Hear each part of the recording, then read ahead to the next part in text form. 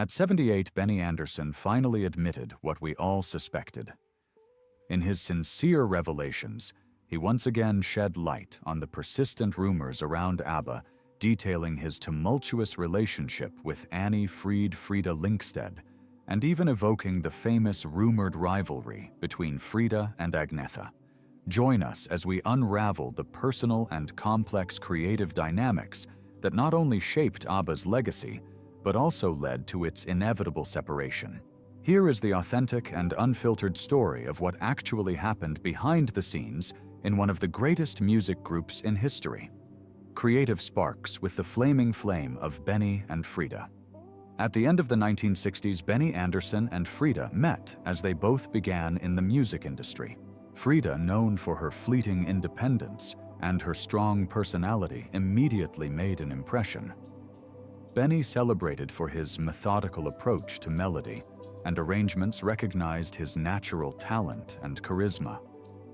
From the start, their creative energies complemented each other, laying the foundations for a partnership that would later become a pillar of ABBA's sound. In 1771, the couple went through an important step in their personal life by moving in together. This period marks the beginning of a both personal and professional collaboration. Their complementarity in the studio resulted in innovative compositions and arrangements that would soon propel ABBA on the international stage. While ABBA gained popularity in the 1970s, the notoriety of its members also grew. During this decade, Benny and Frida not only participated in a series of successes, but also became an emblematic couple within the group. Their contrasted personalities match well in the studio.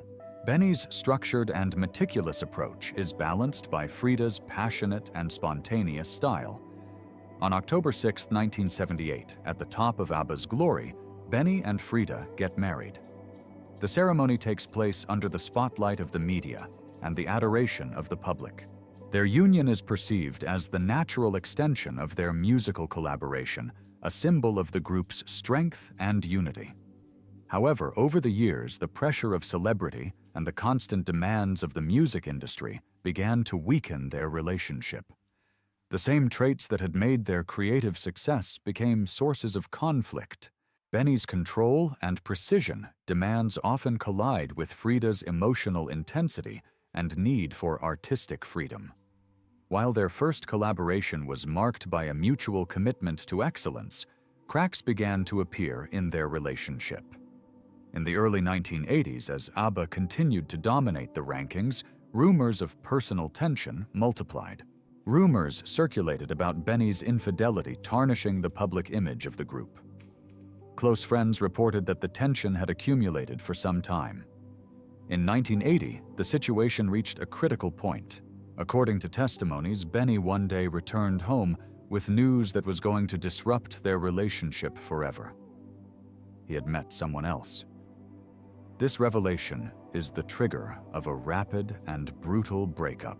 Frida, devastated, feels betrayed and humiliated. The trust that cemented their relationship is irrevocably broken. An article in Expressen in 1981 captures this moment with Benny's own words. "I don't know how others handle this kind of thing. Frida and I are still friends, and I'm still a part of ABBA. We stayed good friends, but we are no longer married." This statement underlines the duality of their breakup.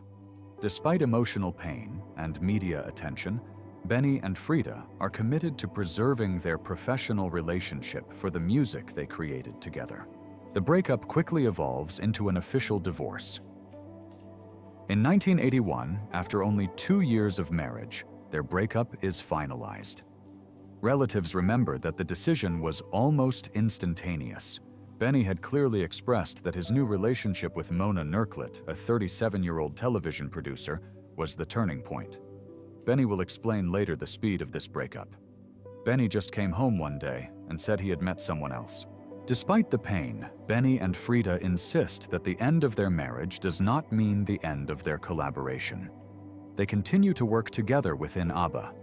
Benny specifies, "We discussed what was going to stay in the group, despite everything we went through. We decided to stay together for the music." On the other hand, Frida adds, "Now that Benny and I are separated, we work much better together. Our relationship is no longer as intense, but we remain in contact." These statements show that although their love affair is over, they remain determined to honor their musical heritage by maintaining their professional partnership. Shortly after the divorce, ABBA tries to return to the studio in 1982. However, it quickly becomes evident that the creative magic that had animated them before is no longer available. The personal tensions between Benny and Frida now affect their work together. The dynamic that had once fed their innovative sound is trapped by the pain and resentment still present. Both recognize that their relationship has transformed, going from a passionate and fusion romance to a more pragmatic and professional partnership.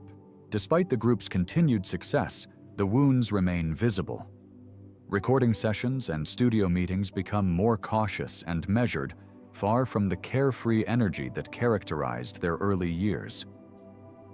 In the years that followed their divorce, Benny and Frida continued to work at ABBA, but their personal interactions had visibly changed.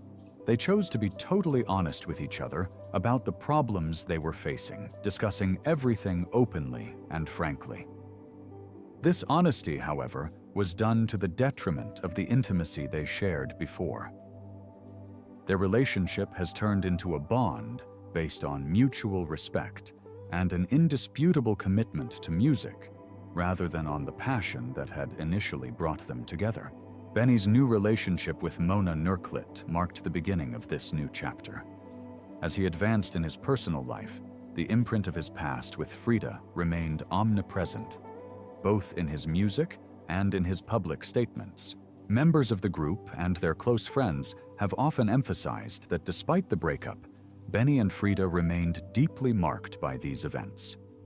The pain of separation has never been totally forgotten, even when they built new lives and new relationships. Today, at 78, Benny Andersson returns to the complete history of his relationship with Frida. In recent interviews, he finally confirmed what many had suspected for a long time. The breakup was not only due to changing circumstances or external pressures, but found its origin in fundamental differences in personality and life goals. Benny's thoughts testify to a lucid awareness of the complexities that defined their union. He reiterated, "I don't know how others handle this kind of thing. Frida and I are still friends, and I'm still a member of ABBA. We remained good friends, but we are no longer married." Unmeld the real dynamic between Frida and Agnetha. At the beginning of ABBA, while the group was gradually finding its identity, persistent rumors were being made of a tacit rivalry between the two main singers of the group, Annie Frida Linkstead and Agnetha Feltskog. Although the two women publicly denied any serious competition between them, observers at the time noted that the reality was much more complex. From the start, Frida and Agnetha played distinct roles within the group. Frida, with her intense and dramatic scenic presence, as well as her rock voice, naturally captivated attention when she sang. On the other hand, Agnetha, with her blonde and ethereal beauty and her vocal flair, was often perceived as the golden girl of ABBA. This difference in public image contributed to the idea that Agnetha was the true star of the group, while Frida was sometimes relegated to the background. Over time, Frida felt this retreat more and more, especially when the question of who would sing in the lead or who would appear on the cover of the albums surfaced in interviews and behind the scenes. During the years of glory of ABBA, these tensions became more visible, whether in the studio or on tour. Although the two singers have always shown professionalism and mutual respect, the incessant comparisons of the media and the expectations of the public have dug a growing ditch between them. While the public image implied that it was a simple friendly rivalry or a slight disagreement, those who gravitated around the group knew that Frida and Agnetha were not always on the same wavelength when it came to their importance and creative control. Despite this competition, Frida and Agnetha each played an essential role in ABBA's success. They had already had respectable solo careers in Sweden before joining the group, which implied that they had agreed to share the spotlight. In the first albums such as Ring Ring 7073 and Waterloo 7074, neither of them stood out as the lead singer. The songs highlighted the harmonies in which the four members of the group had their place. However, over the course of ABBA's evolution, female voices have taken a more central role, and it was natural that Frida and Agnetha wanted to be highlighted on the group's great successes. This development has sometimes fueled speculation about jealousies or preferences given to one more than the other. The media quickly seized these changes, and for years rumors have circulated about an alleged misunderstanding between the two singers. In reality, Frida and Agnetha recognized that some tensions had existed, but they were more due to the pressure of the tours, to the evil of the country, and to media harassment than to a real personal animosity. In 2009, Frida herself responded to these rumors by declaring, "Many things have been written about the disputes and quarrels between Agnetha and me. All of this is absolutely false. Of course we were in competition, but it had a positive effect. An event that occurred in 1980 came to further complexify the image of their relationship." That year, ABBA had to cancel a visit planned in West Germany due to a kidnapping threat targeting Björn and Agnetha's children. At that time, Agnetha was already divorced and had the custody of her children, which accentuated her concerns about security. In response, Frida proposed to host the two families at her house in order to ensure additional protection. Although this episode is more related to family and security concerns than to a rivalry between the singers, it highlighted the complexity of the relations within the group. It also showed that despite the rumors, Frida and Agnetha knew how to support each other in difficult times. Over the years, television interviews and press conferences have revealed a very different facet of their relationship. Rather than fueling conflicts, the two women have always expressed respect and affection for each other. When they were questioned about a possible rivalry, they minimized the idea of jealousy and insisted that they were above all independent and strong artists, ready to sacrifice part of their freedom for the success of the group. Over time, as ABBA's global popularity declined, the public began to recognize the individual contributions of each member without seeking to systematically oppose them. Les raisons déchirantes derrière la séparation d'ABBA. Pendant des années, des rumeurs ont circulé sur les véritables raisons de la séparation d'ABBA. Have you ever wondered what really led to the band's breakup today? Benny Andersson has finally revealed the truth behind the breakup. In the late 1970s, ABBA was at the height of their fame, racking up international hits with their singles and albums. However, around this time, a major personal event began to cast a shadow over the band's unity. Shortly before the release of the album Voulez-vous, Björn Ulvaeus and Agnetha Feldskog went through a painful divorce. Although the couple publicly stated that their separation would not affect the band's musical output, the reality was quite different. The emotional repercussions gradually seeped into their work. Despite their efforts to maintain a professional appearance, this breakup influenced the overall mood of their recordings. As ABBA continued to produce music, the band members' personal pain became increasingly evident in their songs. The album Super Trooper, in particular, reflected this development with a more melancholic tone, contrasting with the cheerful tracks of previous albums. Among the most notable tracks, The Winner Takes It All and Lay All Your Love on Me convey this underlying sadness. The Winner Takes It All was written during Ulvaeus's separation from Feldskog and captures the pain and loss felt by both members. Agnetha later explained that the song was a mixture of what I felt and what Björn felt, noting that it allowed them to express emotions that were difficult to address in a simple pop song. While Björn and Agnetha's divorce was already having a significant impact on the band's morale, another personal crisis was looming. During the recording of The Visitors, Benny Andersson, and Annie Fried Linksted's marriage began to deteriorate. Their personal tensions were reflected in the album.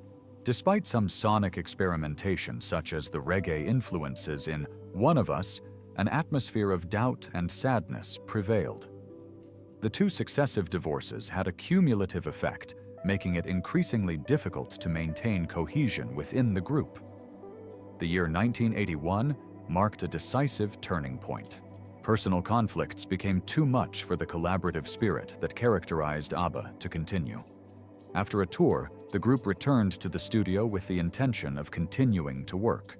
But soon, one thing became clear: the creative drive that once drove them had faded. The joy of making music together had been eroded by the tensions and pain of the breakups. Despite their efforts to remain professional and focused on their art, Benny Andersson later explained, "We stopped, and for creative reasons. We stopped because we felt the energy was running out in the studio because we weren't having as much fun as we used to." The lack of enjoyment in the creative process combined with each individual's personal struggles made it impossible for the group to continue. With a profoundly altered dynamic, ABBA decided to disband in 1982. Ultimately, ABBA's dissolution was the result of deeply personal upheavals that altered the group's internal equilibrium. The two core couples fell apart at the height of their success. Agnetha Fältskog and Björn Ulvaeus, who had built phenomenal careers together, went through a painful divorce. Agnetha later admitted that she struggled to continue being part of the band after their split, explaining the emotional toll it took.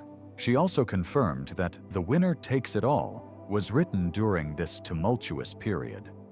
In her book, As I Am, she clarified that although their divorce was presented to the public as a happy separation, the reality was much more difficult, particularly due to the presence of their children. Meanwhile, Benny Andersson and Annie Fried Linksted's marriage also deteriorated during the recording of The Visitors. Tensions, rumors of infidelity, and growing emotional distance eventually led to their divorce in 1981. In several interviews, Annie Fried has revealed that she was deeply affected by the end of their relationship, while Benny has acknowledged how it influenced their creative process. With both couples now separated, the atmosphere within the band had changed dramatically. The fun and camaraderie that once fueled their music had given way to a sense of loss and disillusionment. The decision to end the group was not taken lightly. ABBA had built an extraordinary career, producing 8 albums and accumulating nearly 20 #1 singles, yet the emotional weight of their personal lives had become unbearable. After one final tour, the band returned to the studio in 1982. But it was clear the magic was no longer working. The lack of creative energy and joy in working together confirmed that continuing under the ABBA name was no longer an option. Despite the split, ABBA's legacy remains undeniable. With approximately 385 million albums sold worldwide, the group remains one of the greatest phenomena in music history. Their songs have endured for decades and continue to inspire new generations. The success of the musicals and films based on their repertoire is a testament to their lasting influence. Looking back, Björn Ulvaeus confirmed the main reason for the band's disbandment. "We stopped, and for creative reasons. We stopped because we felt the energy was running out in the studio." He also emphasized that the split was never meant to be final. "We never said, 'It's over.' We went our separate ways, and we'll never get together again. We simply said at the time that we were going to take a break. And that break has now ended," Björn added in later discussions about their reunion. For many fans, ABBA's split marked the end of an era. The band's ability to produce catchy pop anthems was in some ways linked to the personal bonds that once united its members. When those bonds were shattered by divorce and personal loss, the music changed as well. The melancholic themes of Super Trooper and The Visitors are a testament to the fact that even the most fruitful creative collaborations can be undermined by personal grief. For years, rumors have swirled around ABBA. And today, at 78, Benny Andersson has finally admitted what we all suspected. Was the band's split really due to the divorce of the two founding couples, which drained the group of its creative energy and joy? Did the crushing emotional weight of their personal trials prevent them from working together as they once did? Share your thoughts in the comments below. And if you enjoyed this in-depth analysis, don't forget to like, subscribe, and hit the notification bell to discover more stories behind the music.